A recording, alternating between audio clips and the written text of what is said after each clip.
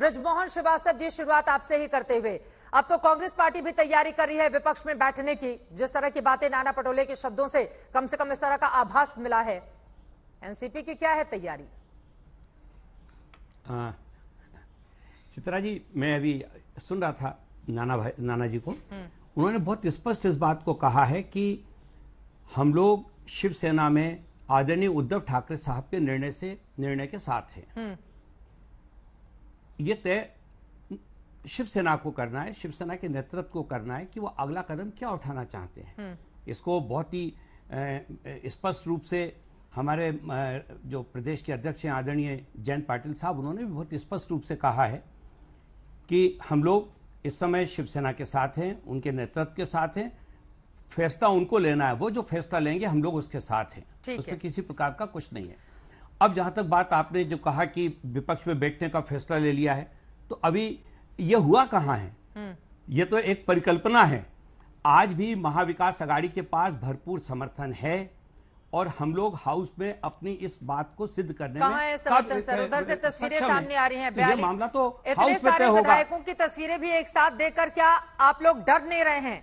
ये जो confidence TV पर दिखाया जा रहा है बैठकर, वास्तव में ये कॉन्फिडेंस बना हुआ है क्या? ये जो विधायक हैं, ये विधायक, मैं चित्रा जी स्पष्ट कर दूं, ये जिन विधायकों को दिखाया जा रहा है, जिन विधायकों के हस्ताक्षर पेश किए गए हैं उनके द्वारा देश के मीडिया के सामने, उनमें से कई विधायकों ने व्यक्तिगत रूप से टेलीफोन करके ये कहा है कि साहब ये तो मेरे दस्तखत ही नहीं है। तभी तो हमारे आदरणीय स्पीकर साहब को कहना पड़ा, अदर अन्यथा उनको कहने की जरूरत क्या थी? मुंबई क्यों नहीं आ रहे हैं? जानकारी ये तो बड़ा सवाल है ना। इसके अलावा दूसरे लोगों तक भी पहुंची है। विधायक ऐसे दूध पीते बच्चे तो है नहीं कि वहां पर किसी ने बंधक बना लिया तो आपके पास टेलीफोन है, आप मुस्कुराते हुए फोटो सेशन वहां पे करवा रहे हो और आपको मुंबई आने में दिक्कत हो रही है अगर जिस तरह का दावा आप कर रहे हैं।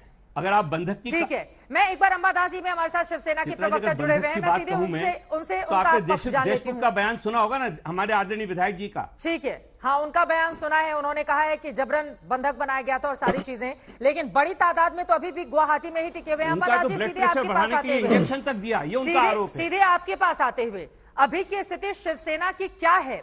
सरकार बचाना तो दूर की कौड़ी दिखाई दे रहा है, अभी तो आपको अपनी पार्टी बचाना पड़ जाएगा। जिस तरह के तेवर अख्तियार करके शिंदे अपने विधायकों के साथ नजर आ रहे हैं गुवाहाटी में, अंबादास जी। शिवसेना ये जो संगठन है ये पार्टी नहीं है।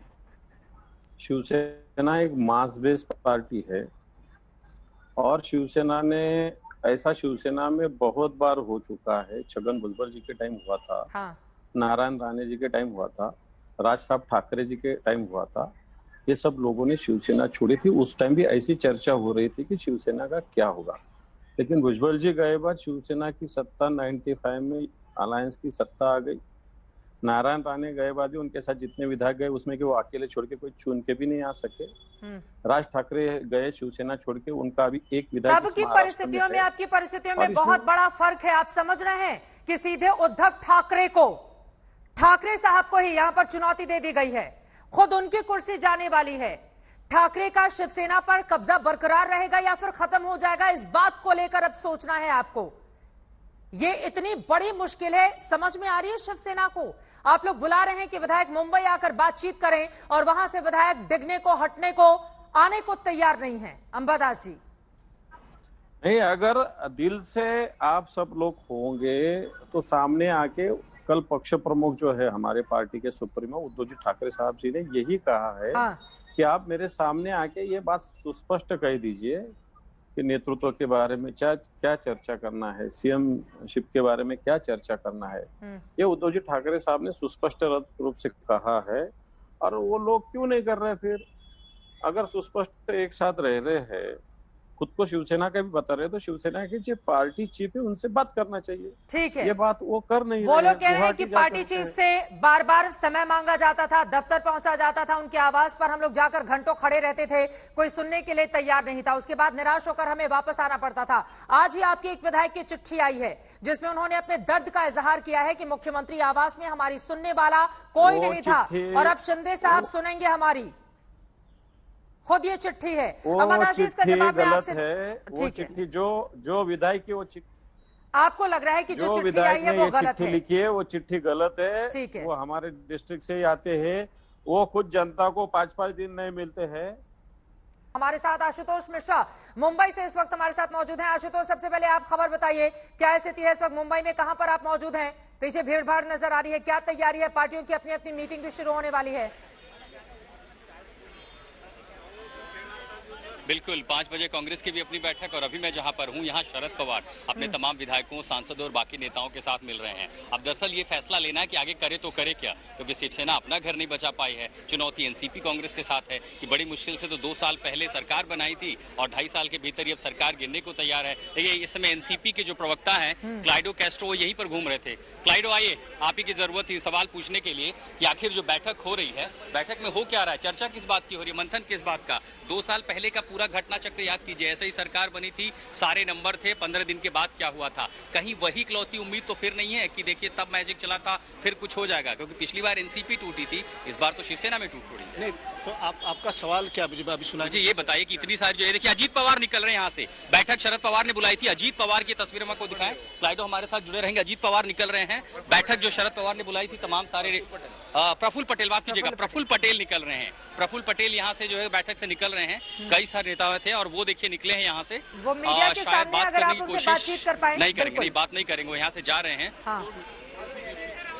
हमको बिल्कुल ये देखिए, अब कह रहे हैं कि बाद में बात करेंगे, वो कह रहे हैं कि अभी प्रेस कॉन्फ्रेंस होगी, बैठक अभी चल रही है प्रफुल्ल पटेल की, और उसके बाद से वहां पर प्रेस कॉन्फ्रेंस होगी और उसमें वो औपचारिक जानकारी देने की कोशिश करेंगे। तो इस बैठक में दरअसल ये है मंथन इस बात को लेकर के कि अगर शिवसेना में टूट पड़ी है तो एनसीपी के पास आगे रास्ता क्या बचा है। शरद पवार ने कहा था कि देखिए शिवसेना के भीतर का मामला है, हम करें तो करें क्या, जब तक हमसे उद्धव ठाकरे ये नहीं कहते कि आगे क्या करें तब तक हमारे पास कोई रास्ता नहीं बचता है। तो इसीलिए सभी विधायकों को बुलाया गया, और ऊपर से संजय राउत का ये बयान कि सभी विधायक अगर आते हैं, मिलते हैं, कहते हैं कि अलायंस से बाहर जाइए तब हम फैसला ले लेंगे। तो इतनी सारी चुनौतियों के बीच में वही एनसीपी जिसमें एक बार 2.5 साल पहले टूट पड़ी, आपको याद हो वो पूरी सारी तस्वीरें, कैसे पूरा घटना चक्र रिपीट हो रहा है कि अजीत पवार गए, तड़के सुबह सरकार बनी और कुछ दिन के भीतर उसी शरद पवार ने सब कुछ जो है वापस पलट दिया और नई सरकार बनाई, नए घटक दल बने, नई गठबंधन बनी, महाविकास आघाड़ी बनी। तो अब उम्मीद है कि क्या शरद पवार कोई जादू की छड़ी घुमा पाएंगे। कोशिश यही कर रहे हैं कि तमाम सारे देखिए जितने कार्यकर्ता हैं वो भी सब यहाँ जुटे हुए हैं। एक आखिरी उम्मीद अब जो बची है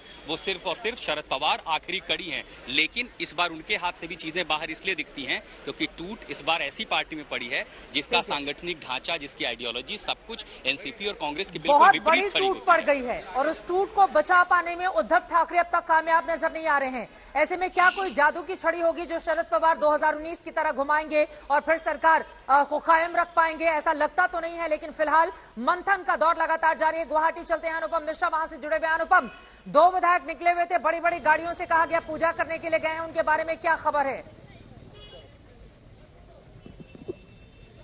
जी देखिए, अभी तक ये दोनों विधायक आशीष जायसवाल और दीपक केसरकर अभी भी वापस नहीं लौटे हैं। वो लगभग 1 घंटा हो चुका है और 2 बातें सामने आई। एक तो सामने आई कि वो एयरपोर्ट की तरफ जा रहे हैं, दूसरी बात सामने आई कि कामाख्या में जा रहे हैं। अब कामाख्या मंदिर जो है, अंबुबाची जो मेला चल रहा है, जो गर्भगृह है, जो देवी का दर्शन है, वो फिलहाल लेकिन बंद पड़ा हुआ है। मेला चल रहा है, आप मंदिर प्रांगण में जा सकते हैं, लेकिन गर्भगृह में अभी 4 दिन तक नहीं जा सकते हैं। तो वो कहाँ गए हैं एग्जैक्टली और अब तक क्यों नहीं आए हैं, ये अभी साफ नहीं हो पा रहा है। एयरपोर्ट भी नहीं पहुंचे हैं, ये भी अभी साफ नहीं है कि वो कहीं किसी बीजेपी नेता से मिलने गए हैं या किसी और पर्पस से गए हैं। तो ये थोड़ी देर में हमें पता चल जाएगा कहां गए थे। इस बीच में जो मेघालय के मुख्यमंत्री हैं कॉनराड संगमा, वो भी अभी थोड़ी देर पहले होटल रेडिसन ब्लू में घुसे थे और लगभग आधा घंटे का वक्त बिताने के बाद वो अभी बाहर निकले हैं। वो भी एनडीए का ही पार्ट हैं और वो जब उनसे बातचीत की गई तो उन्होंने कहा मैं दिल्ली जा रहा हूं, लेकिन मेघालय से जब मैं यहाँ आया तो मैं यहाँ पे थोड़ा सुस्ताने के लिए आया। और इस बीच एक और अपडेट यह है कि हिमंत बिस्वा शर्मा जो असम के मुख्यमंत्री हैं, उन्हें भी दिल्ली तलब किया गया है, वो भी दिल्ली जा रहे हैं।